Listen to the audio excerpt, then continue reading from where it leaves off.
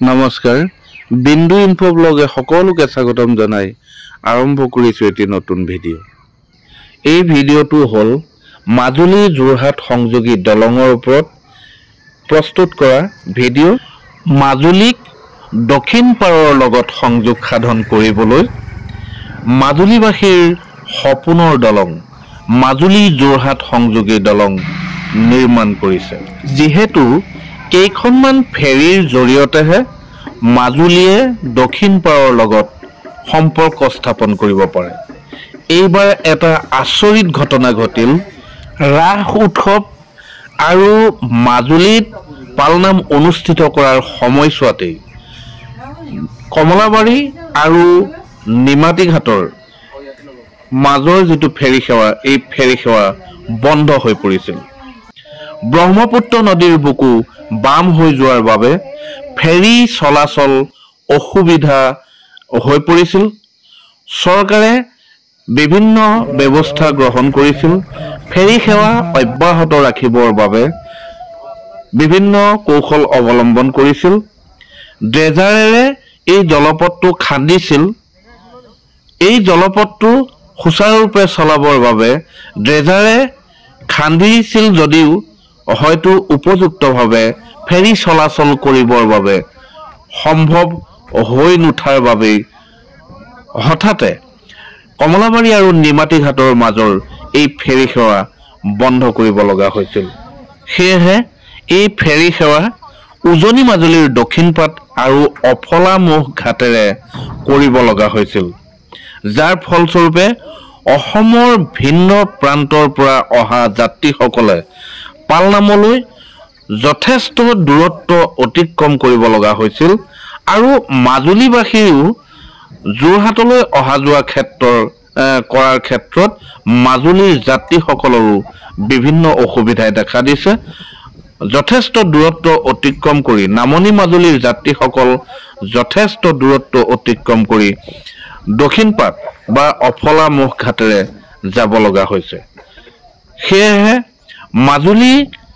যোৰহাট সংযোগী এই দলংখন মাজুলীবাসীৰ কাৰণে খুব গুৰুত্বপূৰ্ণ এখন দলং ইয়াৰ মাজতে দলং নিৰ্মাণৰ ক্ষেত্ৰত এটা ভাল খবৰ আছে তাৰ আগতে আপোনালোকেও জানে কেইটামান কথা এই মাজুলী যোৰহাট সংযোগী দলংখন নিৰ্মাণ কৰিবলৈ ভাৰত চৰকাৰৰ পৰা ঠিকা লাভ কৰিছিল উত্তৰ প্ৰদেশৰ ইউপি ষ্টেট ব্ৰিজ কৰ্পোৰেচন নামৰ কোম্পানীটোৱে আৰু ইউপি ষ্টেট ব্ৰিজ কৰ্পোৰেচনৰ পৰা ব্ৰডডি ৰায় এণ্ড কোম্পানী চমুকৈ BRCয়ে উপ ঠিকা লাভ কৰিছিল আৰু তেতিয়াৰ পৰাই এই নিৰ্মাণকাৰী প্ৰতিষ্ঠানে খুব সুন্দৰভাৱে এই দলংখনৰ নিৰ্মাণৰ কাম আগবঢ়াই লৈ গৈছিল খৰতকীয়াভাৱে আৰম্ভণিতে কৰিছিল দিনে নিশাই এই দলংখনৰ নিৰ্মাণ কাৰ্য আৰম্ভ কৰিছিল এই দলংখনৰ মুঠ দূৰত্ব আছিল 8 কিলোমিটাৰ 925 কোটি টকাৰে ব্যয় কৰিবলগীয়া এই দলংখনত আছিল মুঠ 71টা খুঁটা ব্ৰহ্মপুত্ৰ নদীৰ মাজত এটা খুঁটাৰ বাহিৰে বাকী আটাইকেইটা খুঁটাৰে ৱেল ফাউণ্ডেশ্যনৰ কাম সম্পূৰ্ণ কৰিছিল আৰু 2021 চনৰ 29 নৱেম্বৰ তাৰিখে মাজুলী যোৰহাট সংযোগী এই দলংখনৰ নিৰ্মাণৰ কাম অসমৰ মাননীয় মুখ্যমন্ত্ৰী হিমন্ত বিশ্ব শৰ্মা ডাঙৰীয়াই শুভাৰম্ভ কৰিছিল আৰু খুঁটাৰ ওপৰত দলংখনৰ ছদ ঢালাই কৰিবৰ বাবে কিছুমান প্লেট নিৰ্মাণ কৰিছিল এই প্লেটসমূহ নিৰ্মাণস্থলীতো দেখা গৈছে আৰু এই ঠিকাদাৰী প্ৰতিষ্ঠানটোৰ যেটো কেম্প এই কেম্পটো এই প্লেটসমূহ দেখিবলৈ পোৱা গৈছিল এই দুইটা নিৰ্মাণকাৰী কোম্পানী BRC কোম্পানী আৰু ইউপি ষ্টেট ব্ৰিজ কৰ্পোৰেচনৰ মাজত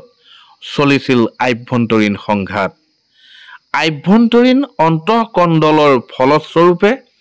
এই যোৰহাট মাজুলী সংযোগী দলঙৰ নিৰ্মাণ কাৰ্য বন্ধ হৈ পৰিছিল যোৱা 6 ছেপ্টেম্বৰৰ পৰা মাজুলী যোৰহাট সংযোগী দলঙৰ নিৰ্মাণ কাৰ্য বন্ধ হৈ পৰিছে BRC কোম্পানীয়ে নিজৰ গাড়ী, নিজৰ যন্ত্ৰ আৰু শ্ৰমিক এই দলং নিৰ্মাণস্থলীৰ পৰা লৈ গৈছে আৰু তেতিয়াৰ পৰাই এই দলং নিৰ্মাণস্থলীত বিৰাজ কৰিছে এটা নিমাও মাও পৰিৱেশ। দলং নিৰ্মাণ কাৰ্য বন্ধ হৈ যোৱাৰ লগে লগে মাজুলীবাসীৰ আশাত চেঁচা পানী ঢালি দিয়াৰ দৰে হ'ল। অসম চৰকাৰেও এই দলংখন নিৰ্মাণৰ বাবে পুনৰ নিৰ্মাণৰ বাবে কিছুমান ব্যৱস্থা গ্ৰহণ কৰিছে। লগতে মাজুলীৰ দল সংগঠনেও এই দলংখনৰ নিৰ্মাণ কাৰ্যক লৈ চিন্তিত হৈ পৰা দেখা গৈছে। তাৰ মাজতে এটা ভাল খবৰ আহি পৰিছে। আমি সংবাদ মাধ্যমৰ পৰা গম পোৱা মতে ৰাষ্ট্ৰীয় পথ পৰিবহণ আৰু ঘাইপথ বিভাগৰ মুখ্য অভিযন্তা মাননীয় দেৱজিৎ দাসদেৱে ৰাস উৎসৱৰ সময়ত মাজুলীৰ উত্তৰ কমলাবাৰীৰ তৃতীয় দিনা ৰাস উদ্বোধন অনুষ্ঠানত সাংবাদিকে কৰা প্ৰশ্নৰ উত্তৰত তেখেতে ব্যক্ত কৰিছিল, অতি সোনকালে মাজুলী যোৰহাট সংযোগী এই দলঙৰ নিৰ্মাণ কাৰ্য পুনৰ আৰম্ভ হ'ব। এই সম্পৰ্কে ৰাষ্ট্ৰীয় পথ পৰিবহণ আৰু ঘাইপথ মন্ত্ৰণালয়ে ইতিমধ্যে পৰ্যালোচনা কৰি আছে আৰু এই মন্ত্ৰণালয়ে নিৰ্দেশনা দিয়াৰ লগে লগেই দলং নিৰ্মাণৰ ক্ষেত্ৰত পৰৱৰ্তী পদক্ষেপ গ্ৰহণ কৰা হ'ব বুলি তেখেতে ব্যক্ত কৰিছিল। অৱশ্যে আমি এই কথাখিনি সংবাদ মাধ্যমৰ পৰা গম পাইছোঁ। এতিয়া যিহেতু খৰালি সময়, এই খৰালি সময়ত এই ব্ৰহ্মপুত্ৰ নদীৰ ফালে দলং নিৰ্মাণৰ কামবিলাক কৰিব পৰা যায়। বাৰিষা সময়ত যিহেতু এই নদীৰ ফালে কাম কৰিবলৈ অসুবিধা হৈ পৰে, সুবিধা সিমান সুচল নহয়, বামৰ ফালেহে কাম কৰিব পৰা যায়। গতিকে মাজুলী যোৰহাট সংযোগী এই দলংখনৰ নিৰ্মাণৰ কাম পুনৰ আৰম্ভ হওক আৰু মাজুলীবাসীৰ মনত পুনৰ আনন্দৰে ভৰি পৰক, তাকেই কামনা কৰি আজিৰ এই ভিডিঅ'টো ইমানতে সামৰিছোঁ। নমস্কাৰ।